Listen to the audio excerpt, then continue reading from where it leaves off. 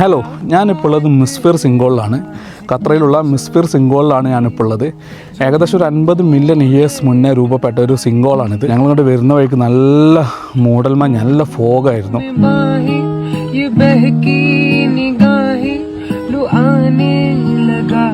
ഈ സിംഗോൾ സ്ഥിതി ചെയ്യുന്നത് മെക്കനീസിലാണ്. മെക്കനീസിൽ നിന്ന് ഏകദേശം ഒരു 4 കിലോമീറ്ററോളം ഉണ്ട്. ഇങ്ങോട്ട് ഒരു 2 കിലോമീറ്ററോളം ഓഫ് റോഡ് വന്നിട്ടാണ് ഇവിടെ എത്തിച്ചേരാൻ.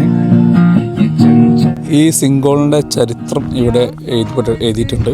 അപ്പോൾ അതങ്ങനെയാണ് നോക്കാം. ഇത് ഒരു 40-50 മില്യൺ ഇയേഴ്സ് എഗോ ആണ് ശരിക്കും ഇതിൻ്റെ പഴക്കം വരുന്നത്.